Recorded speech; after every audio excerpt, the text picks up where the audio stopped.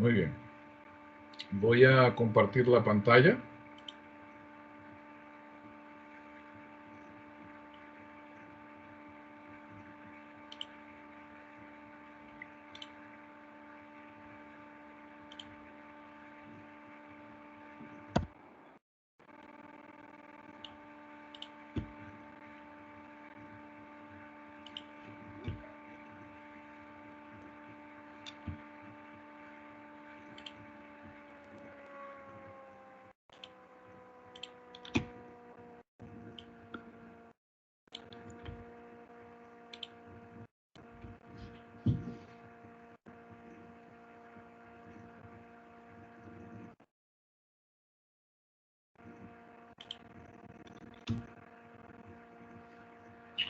Muy bien, ustedes necesito que me dejen saber si en la pantalla ven la imagen de una Biblia,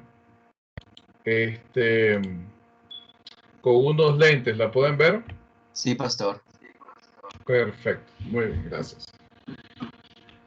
Muy bien, mis hermanos. Entonces, como hablamos la semana pasada, terminamos la clase hablando de algunas citas que Elena G. de White nos da en cuanto a la interpretación de la Biblia y cómo la interpretación de la Biblia está relacionada a sus escritos.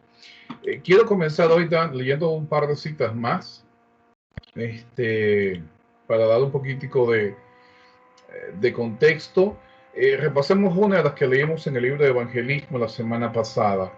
Ella escribió: la palabra de Dios es la norma infalible. Los testimonios, es decir, sus escritos, no han de ocupar el lugar de la palabra.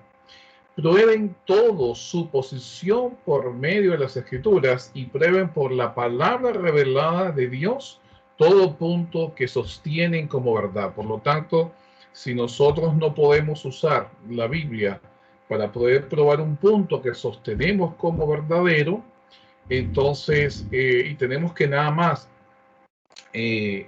referirnos a los escritos de Ellen G. White, estaríamos contradiciendo directamente el mismo consejo que ella nos da. Y quiero, algunas citas estas las puse en inglés la semana pasada, pero que las traduje hoy para poder verlas mejor en español.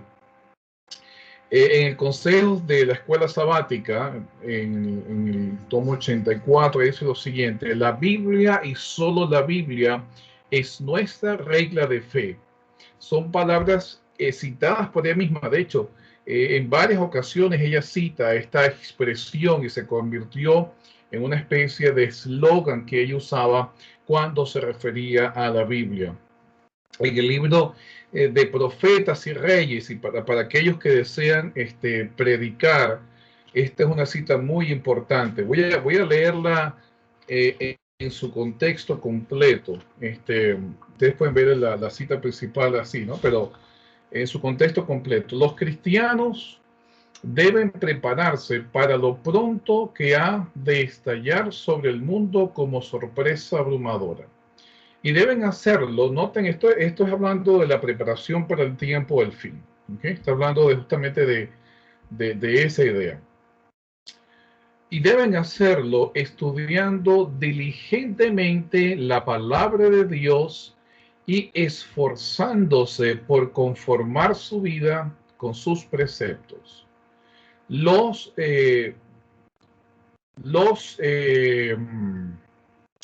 tremendos y eternos resultados que están en juego exigen de nosotros algo más que una religión imaginaria de palabras y formas que mantengan a la verdad en el lado exterior. Dios pide un reavivamiento y una reforma. ¿Cómo se llega a esa reforma? Las palabras de la Biblia y de la Biblia sola deben oírse desde el púlpito. Y ella continúa hablando más acerca del rol prominente de la Biblia. Me parece muy interesante, y esta no es la única cita. Yo hoy compilé con por lo menos unas 15 citas en donde ella justamente dice que desde el púlpito no se debe pronunciar nada basado en sus escritos, sino que la base de todo lo que se presenta desde el púlpito debe siempre ser la Biblia y solo la Biblia. En contraste, entonces, ¿cómo nosotros, de dónde viene esta idea de que nosotros podemos presentar la Biblia junto con los escritos de Ellen G. de White como justificativo para nuestra fe o como la base para nosotros tratar de justificar algún tipo de creencia o presentarla inclusive en público? Es justamente su esposo James White o Jaime White el que dice que tomamos la Biblia y los dones del Espíritu abrazando la fe de que si el Señor nos enseña, de que así el Señor nos enseñará de vez en cuando. Es decir, él lo trató de igualar en cierta forma los escritos de Ellen G. de White junto con la Biblia, aunque en otras ocasiones él también se hace eco de las palabras de Ellen G. de White en donde resalta el rol de la Biblia. Pero una de las citas que más me llamó la atención está en el Conflicto de los Siglos, página 594, es el tercer párrafo. Es el tercer párrafo de la página 594 del Conflicto de los Siglos. Noten lo siguiente. La conducta ella está hablando de una creencia o de una tendencia que habría de exaltar la misericordia de Dios al punto de que Dios jamás condenaría a ninguna persona que se rebelara en contra de sus principios, ¿no?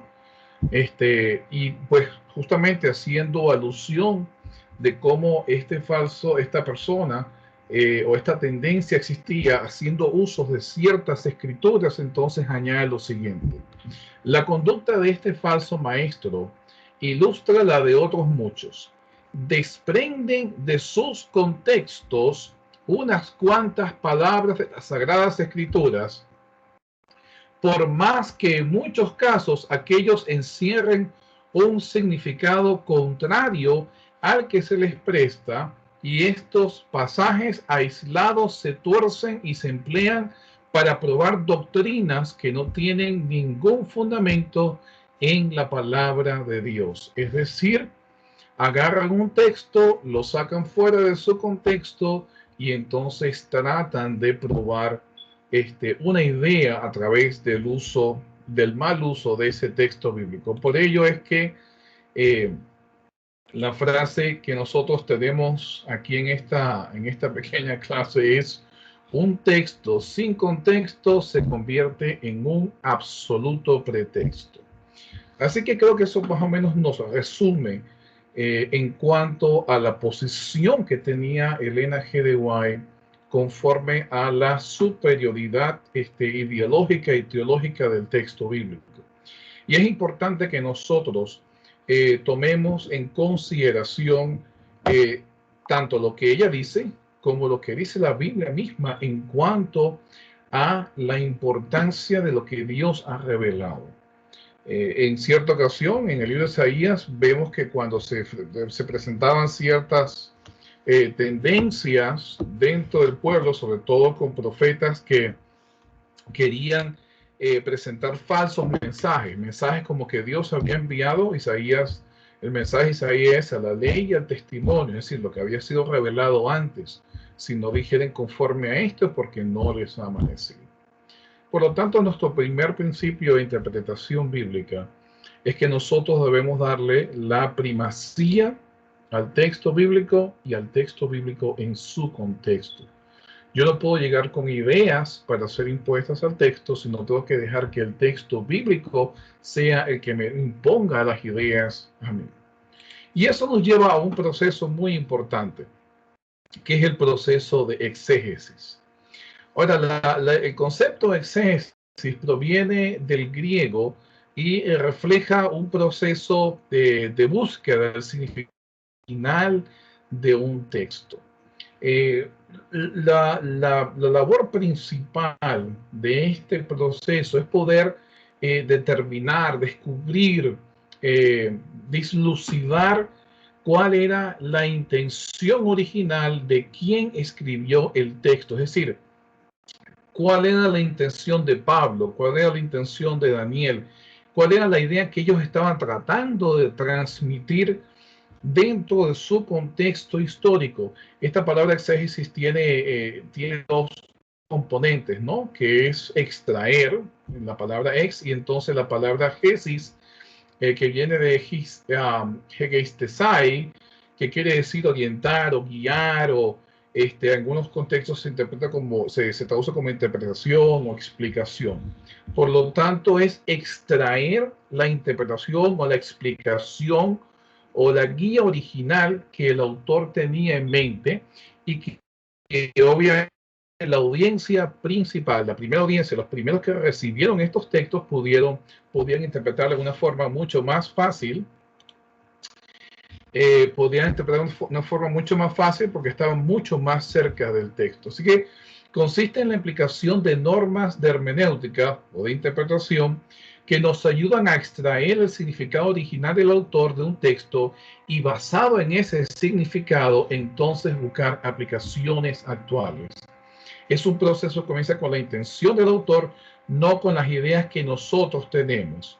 Y obviamente la razón por la cual nosotros tomamos este proceso es por lo que hablamos la semana pasada de los tres principios esenciales en el estudio del texto: prima escritura, toda escritura y sola escritura. Es decir, la prioridad o la primacía de la escritura, la totalidad de la escritura y la escritura sola como norma autoritaria. Por ello es que nosotros tomamos este principio de exégesis y entonces tratamos justamente de poder usar este proceso para poder entender cuál era la intención original del autor. Y esto es muy importante porque uno de los peores errores que yo puedo cometer en el estudio de la palabra de Dios es llegar al texto con una idea preconcebida. Y entonces, a través de los lentes de esa idea, entonces entender el texto. Cuando yo parto desde ese punto de vista, entonces le estoy restando autoridad a la Biblia y lo que estoy haciendo es yo imponiendo mi propia autoridad.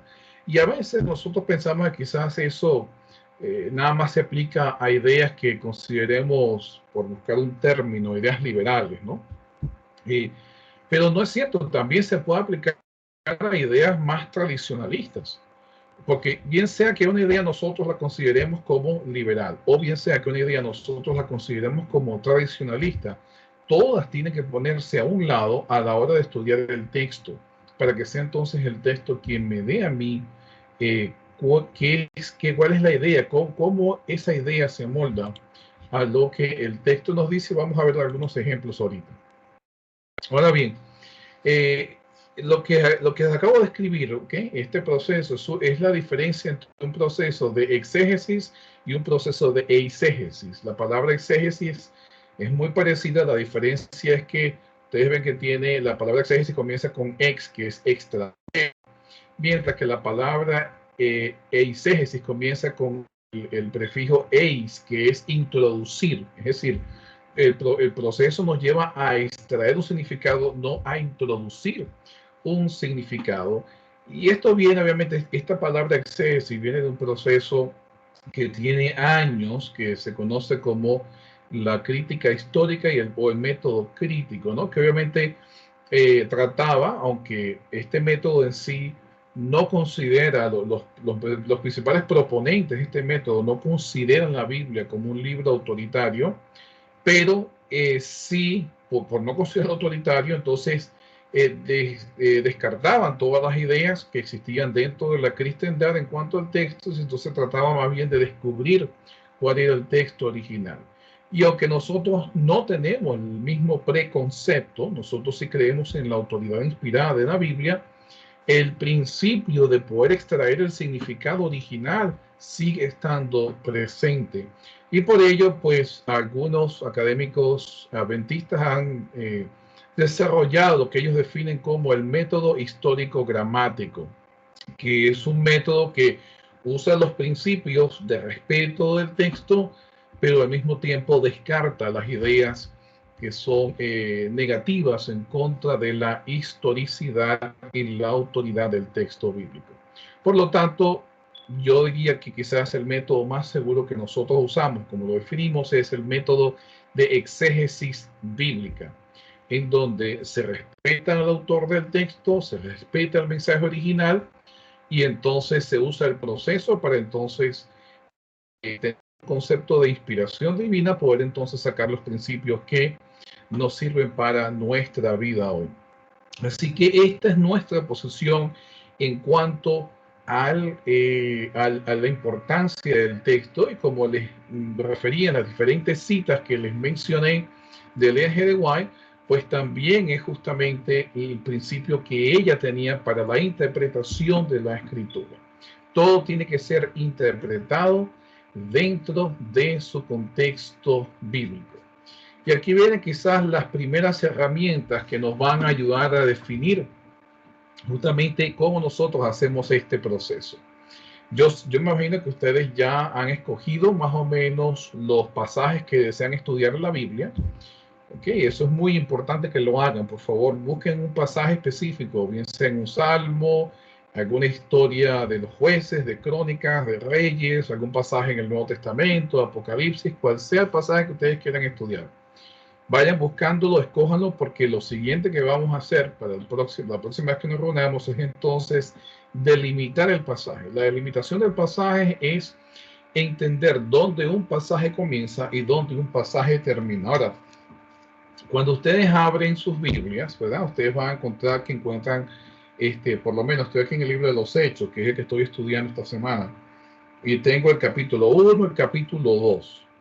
En el texto original, en los manuscritos originales de los Hechos, no existe esa división. Es una historia completa que comienza desde el primer, la introducción. En mi primer escrito, Teófilo, me referí a todas las cosas que Jesús hizo, y ahí comienza Lucas a contarle a Teófilo todo, y el punto final lo pone obviamente cuando ya Pablo está en Roma, y entonces nos dice, y predicaba el reino de Dios y enseñaba acerca del Señor Jesucristo abiertamente y sin impedimento, punto y final. Antes de eso, en el manuscrito original no hay capítulos, no hay versículos. Estos han sido cosas que se han añadido después para ayudarnos a estudiar el texto bíblico. Por lo tanto, nosotros no podemos tomar estas divisiones que han sido artificialmente impuestas a los manuscritos originales como absolutas y determinativas de lo que es el texto.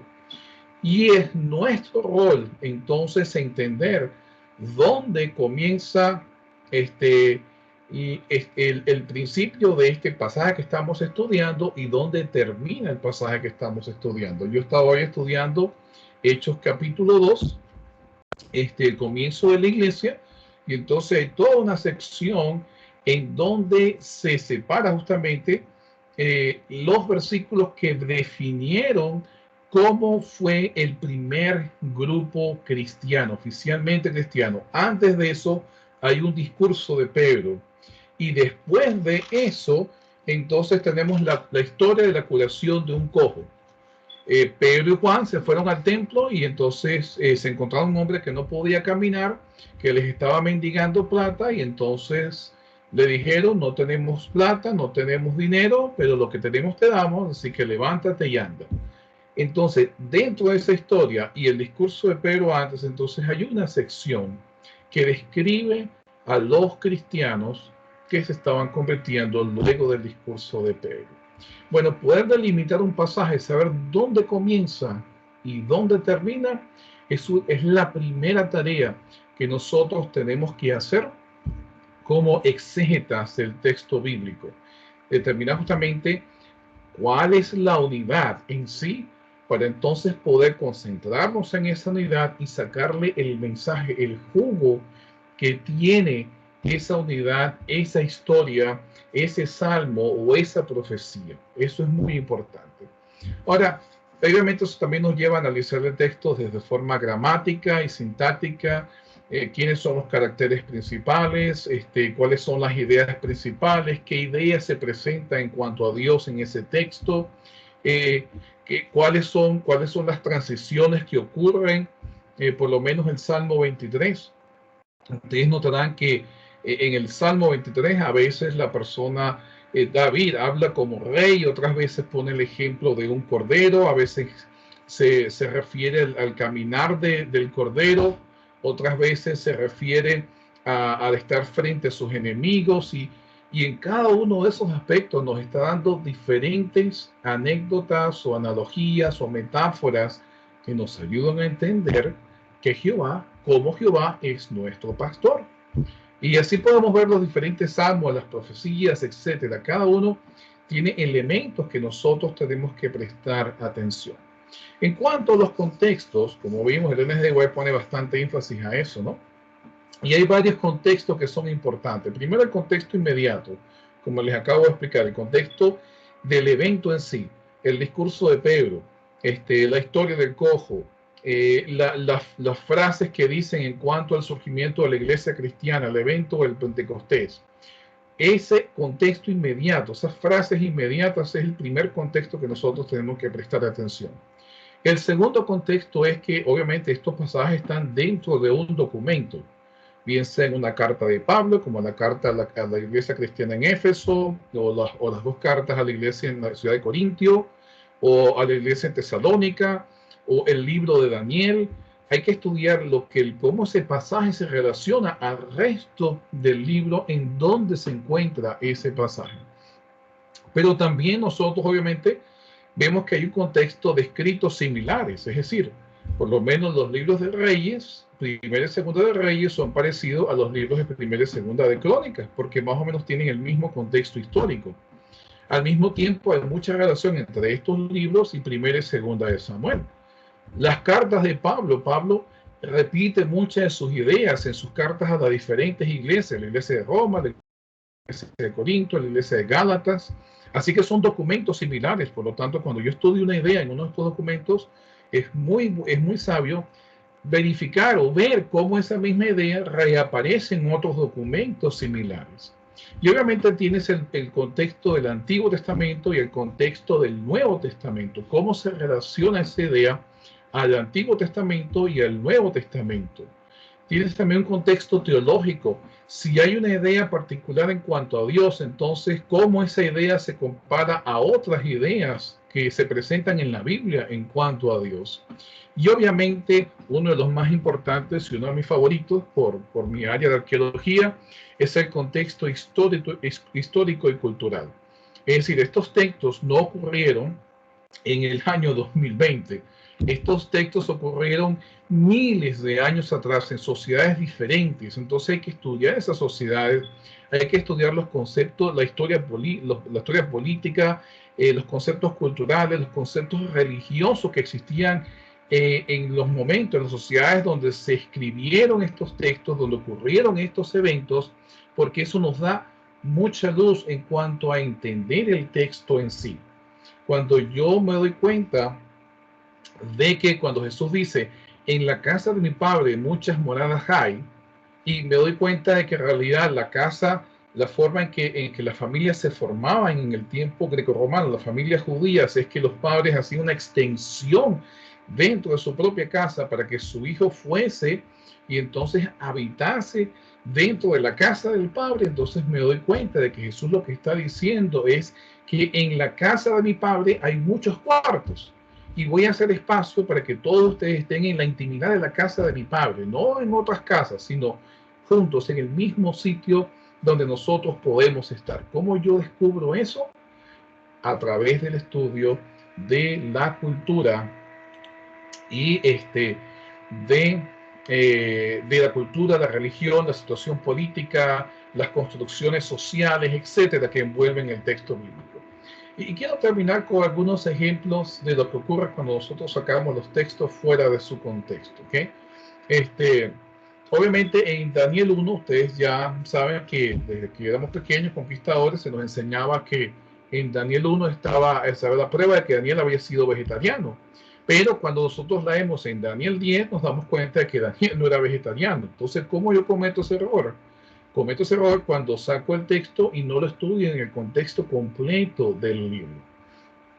Pablo en Corintios 10:31 nos dice, Entonces, ya sea que comáis o que bebáis o que hagáis cualquier otra cosa, hacerlo todo para la gloria de Dios. Y algunos han interpretado esto diciendo, bueno, si como saludable, en algunos casos, si soy vegetariano o vegano, entonces estoy honrando a Dios le estoy dando toda la gloria a Dios. El problema es que si usted lee antes, usted se dará cuenta en los versículos anteriores de que hay, Pablo está diciendo justamente que cuando vayas al mercado y te ofrezcan carne, entonces no preguntes si fue ofrecida a los ídolos o no, porque eso es lo que va a traer la afrenta, porque le estás diciendo a la persona que vende en el mercado que tú estás dispuesto a participar en la adoración a un ídolo, y eso da un mal testimonio. Por lo tanto, el contexto no es salud.